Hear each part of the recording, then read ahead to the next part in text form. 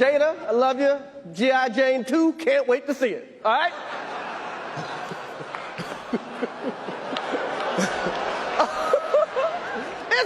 That was a nice one. Okay. I'm out here. Richard. Oh, wow. Wow. Will Smith just smacked the shit out of me. Keep my wife's name out your fucking mouth. Wow, dude.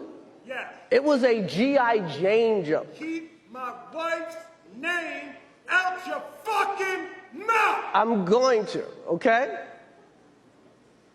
Okay. That was a greatest night in the history of television. Okay.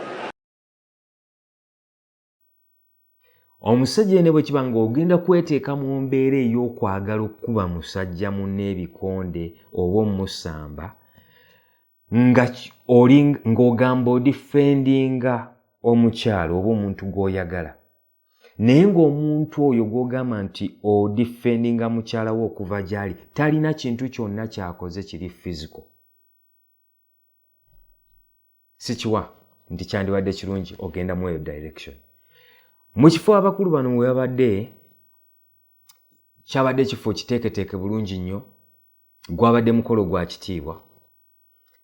Mbakuba Smith unfortunately siriye naye mbakuba ye nandibadde nkola ebintu bino bibiri. Ekisooka nandibadde nsobola okulinda omukolo ne guggwa backstage eyo nengenda ne tuukirira Chris ne mugamba ne njogera naye ne mugamba kye wakoze ku stage tekyansanyusizza tekyawulikise bulungi mu maaso gange ne mu maaso ga mukyala wange ate nkiwa n'abalala bangi bekitaawulizza bulungi. I demand for an apology. Naye ne bw'atagidemandinga kyandibadde kyangu nnyo comedian ono Chris okuvaayo n'apologizinga either ng'akozesa emikutu gye oba nga apologizingira Chris Will Smith yennyini saako ne mukyala we oba n'akikola ne mu public ng'akozesa social media platforms n'ebirala ebiringa ng'ebyo. Nkiwa ekyo kyabadde kisoboka mangu nnyo. Now engeri y'okubiri gye nandibadde nsobola okyandolingamu kwe kutuukirira wano nga Will Smith bwe yayimuse ogenda Chris Rock we yabadde ku stage kwe kunilinga dda mpola ku kutu kwe ne mukuba akaama okulaga nti siri mumativu. Nandibadde nsobola omugamba nti Chris nkimanyi oli ku mulimu naye joke z'okoze ku mukyala wange teziwulikise bulungi mu maaso gange mukyala wange ne famire yaffe oba oli awo ziyinza n'okuba teziwulikika bulungi mu maaso g'abalala bonna. Will Smith ne bwe yandikoonye bukoonyi ku kibegabega kya Chris Rock n'ava ku stage. Nkiwa era ndi mumativu nti awo wennyini Chris Rock yabadde ku stage ng'akoze jokes ezo yabadde agenda ku apologizinga. Yabadde agenda ku apologizinga olw'ekyo kyakoze asaba ekisonyiwo mu maaso ga mukyala wa Smith Jada ate asaba ekisonyiwo mu maaso ga Smith ne mu maaso g'abantu bonna. Kitegeeza yabadde agenda ku apologizinga mu maaso apologizinga olwa jokes z'akoze mu maaso g'ensi yonna kubanga abantu bangi abadde balaba shame. Now that is defending without physically becoming aggressive.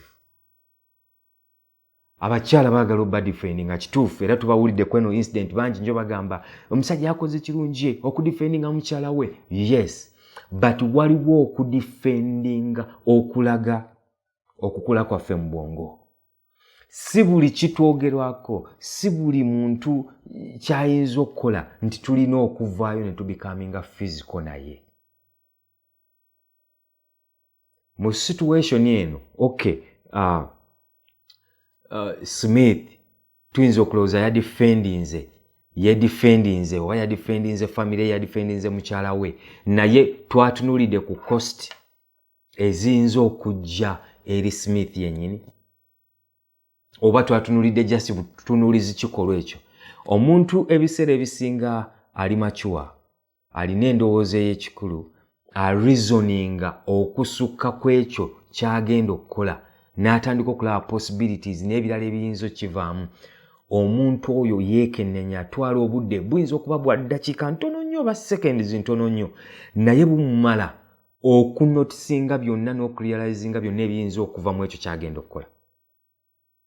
Yoyo omuntu gwe bagamba nti ali mature reasoninga beyond kino kyagenda okukola n'alaba ebiyinza okivaamu then n'akola decision eri better.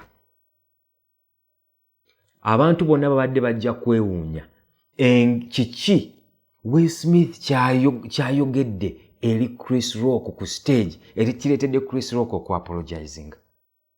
Ffenna twandibadde buli omu yandibadde amazed nga twewuunya what oba omusajja amukoze oba amugambye eki. N'afuna results ze yeetaaga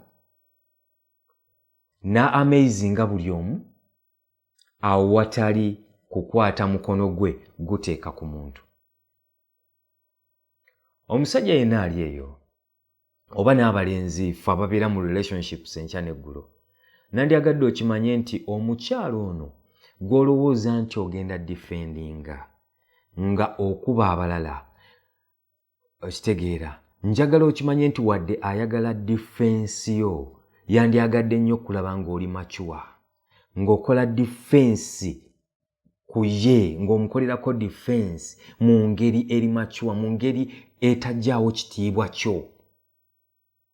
Gwe kubamu akafaananyi singa Will Smith yagenze na approachinga omuntu naye gwe zivaako amangu ne batandika okulwanira ku stage awo beeyambudde n'okweyambula what do you think kitiibwa kyandisigaddewa? Kyandisigaddewa? Ndabyeko abantu bangi abakuba bannaabwe bakubye abasajja bannaabwe bakubye emikwano gyabwe abamu bajjeyo n'ebiso ne batemula abantu. Yes ojja genda ggwe olowooze nti odifendinga mukyala wo obeeko omuntu gw'okuba tomanyi bizibu by'alina omuntu oyo afe. Ekyebuuzibwa gw'olowooza singa ogenda mu kkomera n'omalayo emyaka n'emyaka mukyala woona ali kulinda n'agamba nninda omusajja oyo. Abamu tobawuliddeeko abakomyewo ne bafuluma amakomera ng'omukyala gwe balowooza nti badifendinga essaawa eno alina abaana 2 oba 3 ba musajja mulala. Okimanyi nti ekyo kisobola okubeerawo gwe n'olowooza omuntu gw'ogenza okwaŋŋanga mb'okuba nti muntu ali awo ali simple ne muvaamu okulwana okukakana nga okasuddemu like gw'okiguzeemu obulamu gwe either okubiddwa oba olinawo okooneddwa watali walungi awali delicate n'ova mu bulamu bw'ensi. So ono gw'obadde olwanirira omuleka naani? Okimanyi era ogenda muleka ku nsi abalala be bagenda okubeera naye nga gw'oli mu ntaana. Waliwo ekiseera wekituuka ffe ng'abasajja oba abalenzi nga tukula nga tulina otandika okukozesa obwongo bwaffe nga tetunnakola. It is a form of weakness gw'okwata omuntu atakubye atazze kukuba mukazi wo n'oyagala gwe omukuba ebikonde. Where is your reasoning? Beba abantu bemuwulidde nti gundi yamuvumye ye n'amufumita ekiso, gundi yamuvumye ye n'amukuba essasi. Reasoning eriwa ebintu ebimu ne tuleka bikola na emotions tubikole nga tusoze kuanalyzinga ne tukozesa logic.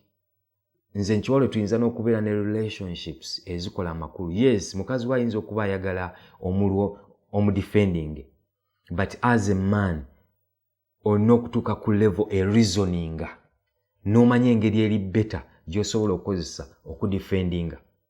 Si buli kimu nti kyetaaga okuba, si buli kimu nti kyetaaga emikono, si buli kimu nti kyetaaga okugyayo emundu okuba omuntu esasi. No,